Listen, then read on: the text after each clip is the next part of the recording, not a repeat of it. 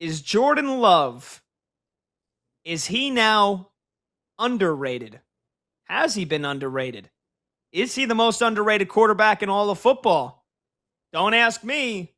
Ask the players in the NFL who had Jordan Love at number 72 in the next 10 players that got released today by the NFL Top 100. Jordan Love checks in at number 72. For context, last year he was 68. The year before that, he was 34. So I could possibly understand how Jordan Love might have taken a step back in the rankings last year, right? Because when you look at what Jordan Love did in the 2023 was when he kind of took the league by storm. He obliterates the Dallas Cowboys in that playoff game, throws for 4,159 yards. And then in 2024, he got hurt in the Brazil game against the Eagles, ended up missing weeks 2 and week 3, and, kind of fizzled as the season went on. And then in the playoff game against the Eagles, threw 3 picks. But they did go on to win the Super Bowl. I could see the regression in the rankings last year. This past year, Jordan Love, who you want to knock him because he only threw for 3,381 yards. Again, missed a couple games with a concussion, played 15 games. If he plays an extra 2 games, you're looking at almost 4,000 yards. He threw for 23 passing touchdowns, only 6 interceptions, a completion percentage that was the best of his career, 66%. And this guy's ranked 72. Jordan Love is ranked 72. I find that blasphemous. I think Jordan Love, who a lot of people, and I know you fellow Bears fans, all you Bears lovers who go, Caleb Williams, I can't wait to see where he's ranked in the top 30, maybe number 1. I'm just lashing out here at Combs because I know exactly what Combs would be saying, Kate. But, for a lot of people, I think Jordan Love is overrated. I think just going off of this, I think Jordan Love might be underrated now because here are some of the quarterbacks who have not yet been ranked. Trevor Lawrence, Sam Darnold, Jalen Hurts, Jayden Daniels, Drake Maye, Caleb Williams, Justin Herbert. The other 5 names, obviously they deserve to be above Jordan Love. Stafford, Joe Burrow, Lamar Jackson, Josh Allen, Patrick Mahomes. But those other quarterbacks, I'm going to assume they're ranked higher than Jordan Love. I think that's ridiculous. 72? I think Jordan Love is now the most underrated quarterback in the league. Kate? Well, okay. Sam Darnold just won a Super Bowl. I think you could rank him higher than Jordan Love. Jalen Hurts has won a Super Bowl. The Jayden Daniels, yeah, I think, he had one great rookie season. He's got to prove a little bit more to me. Same with Justin Herbert. I think Jordan Love could be ranked higher than Justin Herbert. I am a jaded Bears fan, so I think Jordan Love stinks. Does he actually stink? No. But I think he's just he had that one good season that you alluded to in 2024 where the back half of the year, his stats were incredible. The Packers were winning. They won some playoff games. They were very close to going to the NFC Championship game. And that was all. I will give Jordan Love a ton of credit for winning those games and his part in that. But since then, granted, again, you alluded to the injuries in 2025. Was that last season? Yeah, he had the concussion. He had the concussion this past year in 2024. Remember, he got hurt in the Brazil game in week 1 against the Eagles. So he's missed 2 games in each of the last 2 seasons. Gotcha. Okay, so I'm sorry, I was a year off. 2023 was the year that he won a bunch of games in the back half of the season, the playoffs, all of that. Since then, yes, granted injuries, but what has he really done? He's put up some good stats. Hasn't won the division. Hasn't made deep playoff runs. I guess the argument is that against some of the other quarterbacks that haven't been ranked, that's where the question mark comes in. But I don't think Jordan Love is a top tier quarterback in the NFL, Pat. Even if you take out Mahomes, Allen, Jackson, Burrow, Stafford, those guys. So what's that, 5? I don't think he's top 10. There's other quarterbacks I would take over Jordan Love. I think this is ridiculous. I think this is blasphemous. Now, again, I love me some Jordan Love. I think I picked him to win the MVP last. What? You don't know why? No, I was told that prior to on our call this afternoon when your phone died. It was Pat loves Jordan Love. So he's gonna want to talk about this today. And I thought, why in the world does Pat love Jordan Love so much, Pat? Tell me. Because he's got maybe the greatest arm I've ever seen in my life. And he can make any single throw on the planet.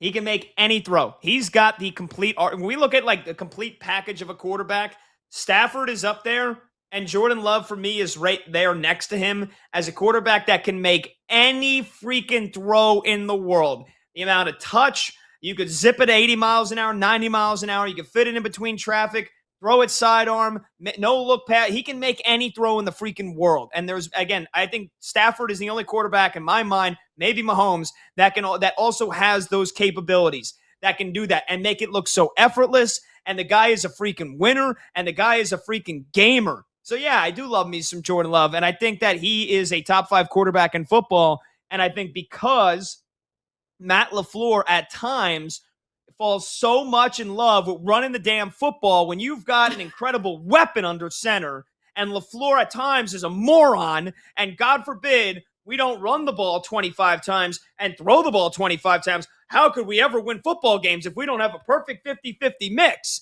And, that playoff game that they lost against the Bears is perfect reasoning. LaFleur screwed that freaking game up, as he does so many times. I used to think Matt LaFleur was a good coach because you could say, oh, well, look at his record in December. Oh, look at how good he is against teams above 500. The more and more I think about it, the more and more Matt LaFleur, this is a make or break season for Matt LaFleur. Again, that's a different story. And again, the Packers consistently play one of the slower paces as an offense in football as well. So again, it is very easy for all the Jordan Love haters and all the people that want to have their anti-Jordan Love agenda, all you Bears fans included. Well, look, his touchdowns have regressed every year. His yards have regressed every year. And we also don't realize that he's had a receiving core that collectively can't stay on the freaking field. He's got an all-pro tight end in Tucker Kraft that tore his ACL in the first third of the season last year. And he's got a head coach that can't quit running the football if he tried. So, again, I've seen Jordan Love at his best. He's the best quarterback in football. Is he a bit inconsistent at times? Yes, he can be. But, Kate, let me just read you some of the percentiles that Jordan Love ranks in compared to some of the other quarterbacks that he's compared against. Caleb Williams, Jared Goff, Trevor Lawrence. In terms of his passer rating, Jordan Love is in the 85th percentile. That is higher than all those except for Goff. In terms of his touchdown to interception percentage, last year, 86th percentile. His EPA per play, 97th percentile. I'm not even going to give you the PFF grade because I can't stand PFF. I think it's stupid.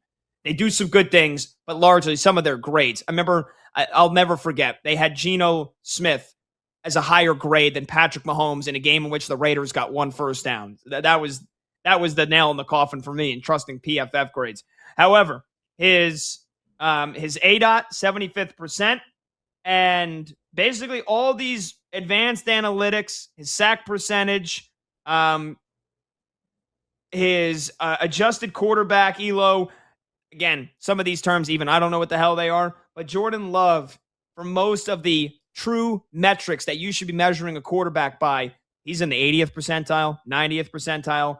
Caleb Williams, a guy that, oh, wow, because Caleb Williams had a Hail Mary pass, and Caleb Williams can make jump throws on the run, but we ignore all the other times where he just misses wide open receivers over the middle. Goff, who we see once he doesn't have full strength of his complements, he's an average quarterback. Trevor Lawrence is the most inconsistent quarterback I've ever seen in football. And for whatever reason, Jordan Love's probably got the worst PR out of any big-time quarterback in the NFL. I think it's ridiculous, and I haven't stood for it, and I'm not going to continue to stand for it, Kate. I wonder, okay, so Josh Jacobs, he's in all sorts of legal trouble. If Josh Jacobs isn't on the field and the running game, or at least let's just say he misses the first couple games of the season, there's a suspension, whatever. And the run game there is not there for the Packers like LaFleur likes it. Like, that'll be a good telltale for Jordan Love on can he fully carry a team without a run game? Because I mean, yeah, LaFleur loves to run the ball, but the Packers have had a pretty decent run game over the last couple of seasons. And I will give you, like, if you look at Love's resume, Love's numbers over the last 3 years on where he stands, like his 80 touchdowns in the last 3 seasons is 5th, behind Jared Goff, Matthew Stafford, Mayfield, Josh Allen, and then you have Jordan Love. Like, he has 18 more passing touchdowns than the next closest at CJ Stroud. So, like, his interception, yeah, there are a lot of really good numbers for Jordan Love, but what has he done with that? Like, what's come of all of that? That's my argument. And maybe that's more of a full team deal, and Micah Parsons getting injured this last season, like, all of a sudden the defense goes down and things look different. They're not winning as many games, but, like, at the end of the day, we grade teams and how good a team is essentially based on how good their quarterback is, and quarterback affects winning more than any other position on the field. But yet the Packers, you know, they're in the mix for the division towards the end of the season, but, like, they haven't done anything in the playoffs since his one good season, and it was half of a season that was good for Jordan Love back in 2023. Yeah, I mean, He's again, just, like, he's just there. He just is what he is. Just there, Kate? He's just there? Kind of there. Yeah. Oh man. I mean, I would not take Trevor Lawrence over him. I would not take Jayden Daniels. I still think Drake Maye had a soft schedule last year in order to get to the Super Bowl. Like, he's got some more stuff to prove this season. I would not take Justin Herbert over him. I don't know what to think of Bo Nix. I'm still, like, the jury is still out on that. But, like, I think Jordan Love is a top 10 quarterback. If you're going to go ahead and say that at 72 here on the list, that he is a top 15, if that's what that's telling you, then I disagree with that. But there are 9, potentially 10 other quarterbacks that I would take ahead of Jordan Love. Jordan Love on the road in that playoff game against the Bears last year. 323 yards, 4 touchdowns, no interceptions. Yeah, that was Matt LaFleur's loss to take. That was a Matt LaFleur loss. I will agree with you on that, Pat. Jordan Love looked great. Jordan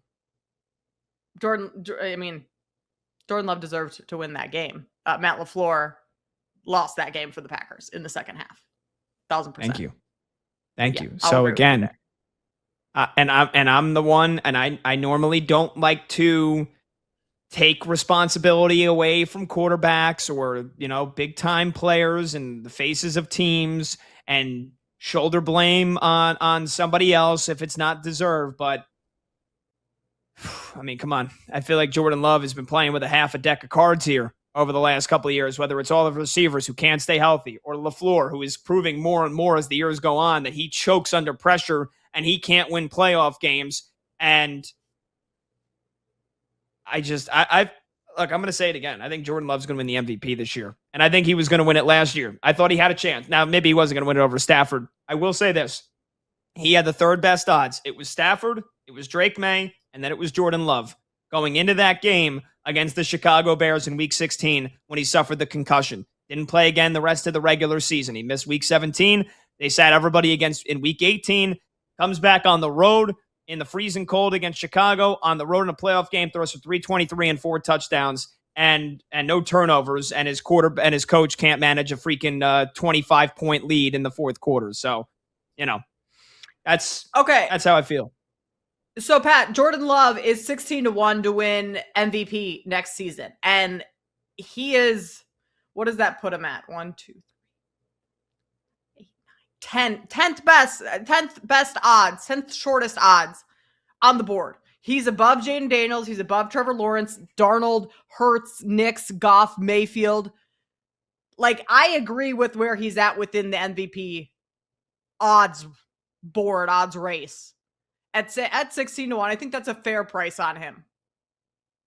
Okay. And being priced above a lot of those, like priced heavily above CJ Stroud and Jackson Dart. Yeah, duh. Jared Goff, Jalen Hurts. So, like, I mean, Jalen Hurts is almost 40-1, 35-1. So I think Jordan Love, that's a fair pricing for him. Like, he's being respected in the betting market in terms of, and that just goes to show that the betting market thinks more highly of Jordan Love than the players do, I guess.